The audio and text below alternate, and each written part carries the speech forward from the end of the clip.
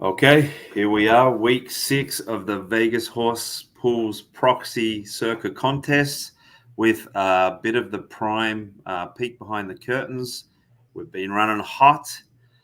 We do have a big game this week, just like we've been against the Jets the last few weeks. So, Scott, how's it going? And let's dive into it. Oh, it was another really, really good week. The proxy service is going well. May have some really big news next year on the proxy service. Getting some ideas on how to make the contest even better. And as you guys are probably all aware, college football was canceled today. Nebraska took the weekend off, so I know it was an unfortunate event. But we'll get ready for the NFL tomorrow. But we got a couple of special guests. Adam, I'd like to bring up with your permission. If you can bring these Yep. guys up. Bring them in. Hello, guys. Hi, how are you guys? Doing very good. How about you? Doing great. Thank you for having us on. I am so glad you're here. Just want to introduce you guys in case you guys don't know these guys. Met these guys at Bet Bash. This is Steven and Seven. Just, again, want to welcome you guys to the show. Adam, did you happen to meet these guys at Bet Bash? I met so many people. But yes, I think I might have crossed paths. Well, we wanted to bring you guys on because there is so few people left in Survivor. I think we're 170, 180 people left. And the rumor on the street is you guys might have an entry left. Is that true? That is true. Yes. Very good. Very good. You want to tell us? Do you want to tell us your pick for tomorrow, or do you want to keep that a secret? I'll leave that up to you. Have we reached the deadline for Circa entries yet? Absolutely. We don't go live until 4:01, which is 60 seconds after the deadline. So yes, you can say anything. Nobody can do anything about it.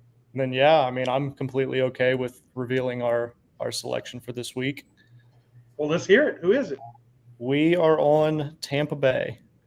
Tampa Bay, and I think Adam and I were talking about that. Looks like they're on the road against the Saints. You guys are willing to bet your Survivor life on a road team.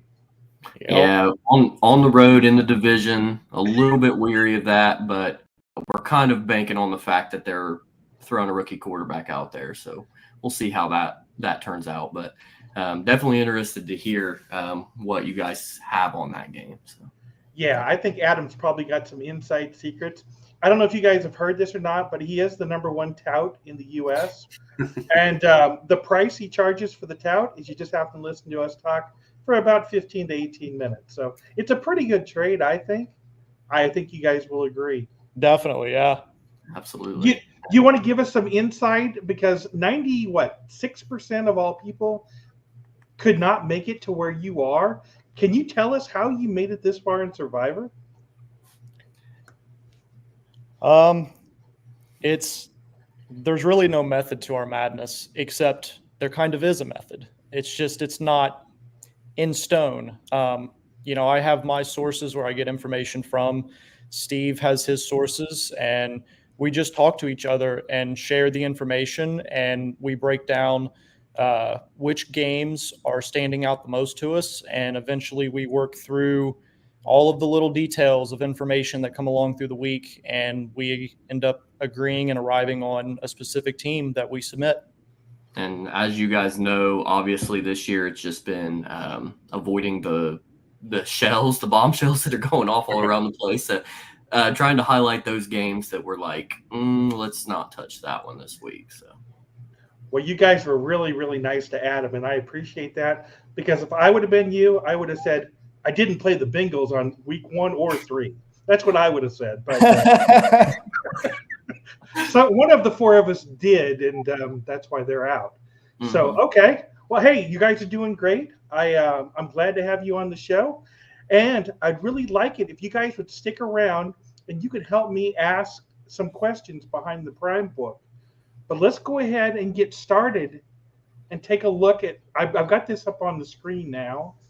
Maybe. Let's see if it'll come up. Adam, did it come up for you? There you go. Okay, wanted to show you guys. This is Prime. I've got it over here.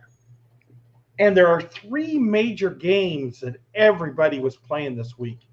One of them turns out to be that Tampa Bay game. It seemed like most people who were entering that game in the Millions contest, up and down. Adam, is there anything crazy going on behind the book at Prime on that game? So there's a few things I want to jump into first, because I heard a rumor that you've only had one entry. Is that correct? You just bought the one? That's That correct. is correct. You only need one to win, so. Well, for someone that bought all 10 and, was dead a few weeks ago, that's even a bigger congrats on that in navigating it this far. On that game, the Tampa Bay, New Orleans, it's a very balanced game. So, I wish us all the best on that one. Scott, which game are you going into first? Is that Tampa game? Let's talk about that one straight up first. The Circa line on that looks like it's a -3 on the Millions contest, which is -3.5 across the board with the big 5 books. Yeah, so that was obviously, again, we've seen this week after week that it's very much a top-down strategy. That was the biggest one with the 11.6%. And it's gone from 3 to 3.5. So, heavily bet on Tampa Bay there. But on the book side, very balanced, balanced at the 3, balanced at the 3.5. So even if it was to land 3, it's not scary for us at this point. Okay, so that's not the one we're looking for then. The next one that was picked a lot, this is none other than the Green Bay Packers, and they're at home. The line on the Circa contest was -4.5. Looks like among the big 5 books, it's moved all the way to 5.5. Is that your master game this week? So it's not, and this is the least bet game of the week. There is literally little to no action on this Green Bay, Arizona game so far. As I look at the board, it's clearly the one that nobody seems to have an interest in at any number. But again, an obvious one for the Millions, going from 4.5 to 5.5 with what was available early in the week. Okay. Well, the final one that got picked, and there's really a strong separation this week in the Millions contest. There was 3 that just stood above everybody. The final one is none other than the Jacksonville Jaguars, setting at a +2 on the contest. And we've got some mixed numbers out there on the big 5 books. I'm seeing all the way down to pick, all the way up to +1.5. What do you think about this one? So this is our big game of the week, actually. Another London game. So it'll be an early sweat, and we'll be either in front or behind to start the day pretty strongly. 87% of the money is on the Jags for us. Again, there's plenty at 2, 1.5, and 1.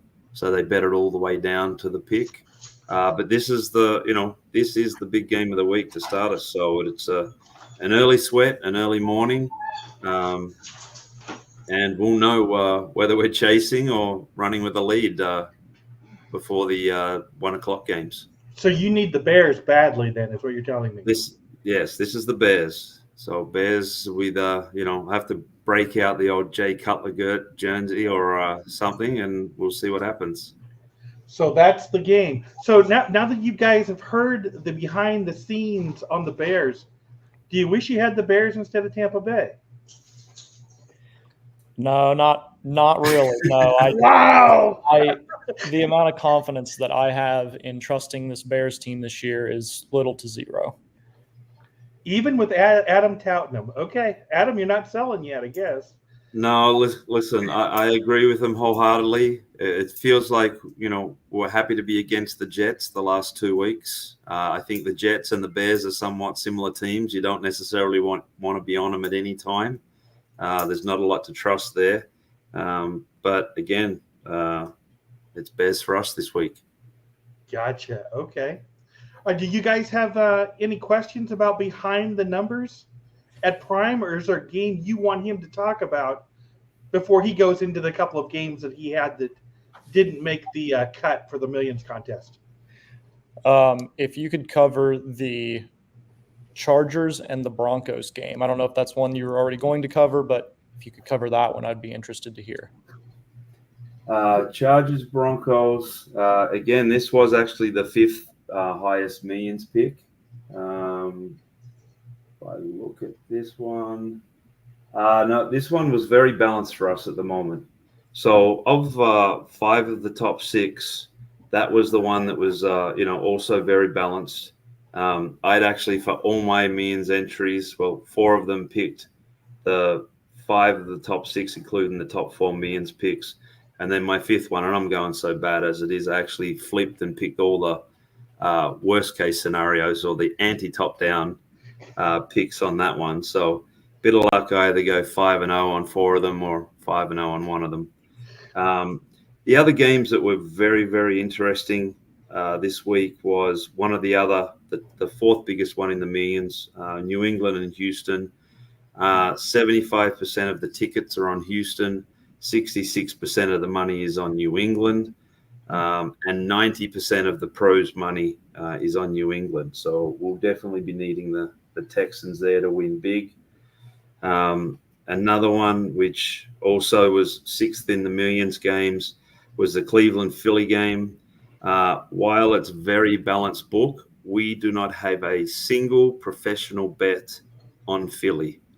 100% of the smart money is on Cleveland at the +10, some +9.5. That and the other game for the week, and this is really rare to not see a single professional bet on a side, because usually you get a little bit both ways. The other one was the Colts. 0 professional bets on the Colts. So we'll be needing them over the Titans again. Some really crappy teams we're needing this week. So there'll be some heavy sweats and seeing what we can do with that. Well, I can tell you, Adam, that what you're talking about is perfect for us. It sounds great. I'm an Eagles fan, but I would love to see the Eagles drop the ball this week. Denver and the Chargers was a game that we had our eye on, but seeing the Texans lose and seeing the Eagles lose would probably be pretty beneficial for us. That sounds really good. Really good. So are you saying one of those games was your second pick then? Is that what you're saying? Or no, Stephen? No, well, obviously I meant those 2 games will be heavy picks for others in the Survivor. So getting, for Cleveland to win straight up, that would definitely, I imagine, annihilate a chunk of them again. Yep. And the same with Houston, New England. Yeah, but we've had chaos, I believe, every single week so far. We've got to go to a normal week. Eventually, I would think. I agree. It's got to be chaos. I would have agreed that week 3, and we were in week 6. It was still Yeah, but you picked the Bengals, if I remember right. So that was the problem. The Bengals. Yeah. Twice. Unbelievable. They were an option for us this week as well, and we were just, I don't know, there were too many other things that lined up for another team more than the Bengals, but they were also a consideration for us this week. Well, how about superstition there, Seven? Are you superstitious at all? Try not to be. Okay. Because I got to tell you, if I was you, I wouldn't pick the Bengals. I don't care what week it is and who they are playing. They've destroyed just too many tickets already this year. It's amazing the number of people, just at my service alone, that they're solely responsible for knocking out. So, for superstitious reasons, I couldn't play it. But hey, I'm not in the contest. We've had. Is there any other games out there, Adam, that you think that we haven't covered that we should have? No, I think the rest of them are fairly well. The only other one that we've got going that we're going to need fairly heavily is Washington to cover the 6.5 against Baltimore. Right. But outside of those, we have some sweats tomorrow, starting with the first game, and as I said, biggest game of the day so far, and we'll know very early on whether we're chasing or we're just trying to protect the lead. Hey, I know we didn't plan on talking about this, but Alabama took a real scare today about losing 2 games straight and barely won. I think it was against South Carolina by 2. Did you guys have a big position on that one? No, that wasn't. There was 2 games, and I can't remember them off the top of my head, that we had decent positions on, but no, that wasn't one of them. That wasn't one of them. Okay. All right. Well, that sounds really good to me. I think we've got about everything covered. How about this? Stephen, you got one more chance. Any questions for Adam? Actually, I have a question for you, Scott. Oh, I didn't expect that. Yeah, my question is that I know you're a Nebraska fan. How are we feeling about them against Indiana next week? I've been eyeballing this game since beginning of the season. I think it's going to be very interesting to see how that plays out. But I'm curious to see how you feel about it. Okay, number one, I'm a top-down guy. I'm not a handicapper. I was born in Nebraska, and I got kicked out because I wasn't a big enough fan. I'm doing everything I can to get back in, but the weather is just too bad to live there, so I'm going to be stuck in Vegas. There's nobody Nebraska could play that I wouldn't tell you they're going to win. They can play the Pittsburgh Steelers tomorrow. I'm cool with it. I'm taking the Huskies. The problem is I am so blinded. I can't be fair. I think here's again, and this just shows you that I'm a fan and not a gambler. Number one, I don't bet their games because I'm an old guy. I've got an old heart. The amount of pressure that the Nebraska game puts on my heart is tremendous. Now, just imagine if I also added money to it. Yeah. I couldn't do it. So just to save my life, I don't bet them at all. So I think Nebraska is going to win. The problem is I believe that game's on the road. Yeah. That scares me. Indiana has been very good this year. That's why I was curious to see what your thoughts of that game were. And I'll be interested to see line movement and things like that and seeing how that plays out. Well, I got to tell you, I'm going to tell you Nebraska's going to win, but I got to say I'm really concerned. Really, really concerned. Nebraska is playing fairly well at home this year. The defense is playing out of their mind. The problem is they're not scoring as much as I expected even last week. I really thought Nebraska was going to score 50 last week. Their defense played out of their mind, which is what I expected after the week before where they didn't exactly play the first half. But, it really scared me last week, only scoring 14 points. I think they're going to have a little bit of more problems scoring than I'd hoped. I just hope we can get out of there with a win, but I think it's going to be one heck of a ball game. The other problem we have at Nebraska is we've got Ohio State next up, and I'm a little bit scared that people are going to look ahead. And if they look ahead, Illinois or Indiana can do whatever they want to us. They're going to have to be focused. Gary and I will talk about this game on Monday morning. Hopefully Gary's numbers show something good. I got a feeling he's going to like Indiana a lot in this one, and we're going to get to argue about that. But I think it's going to be a really good game. I think Nebraska is going to have to do everything they can to just survive it. And I don't have a lot of hope this weekend. I wish I could tell you Nebraska is going to blow them out, but I think they're going to be very lucky to win this ball game. Well, as you know, since we are, consistently betting with Prime, we are from Ohio, so go Buckeyes tonight. We got them in a couple minutes here against Oregon, so we'll see you guys in a couple weeks, I guess. Yeah, that's going to be one heck of a game. I'm really looking forward to watching that one myself. I was looking forward to watching that Texas-Oklahoma game also until we got to the half, and then I don't know what in the world happened there. So I quit watching that one at the half. But that Ohio State game is going to be big, and Ohio State's got the weekend off before the Nebraska game, which I don't think is right. I think they should have to play somebody. But that will also be a really, really good game. Again, Nebraska's on the road. It could spell some real problems for Nebraska, and I expect it will. Well, there's the downer of the show right there. So I think that's, Seba, do you have any good news we could talk about? No, not much on my end. Just for us, it's going to be go Tampa Bay, and sorry to any other Circa Survivor entries out there, but go Browns and go Texans. I understand.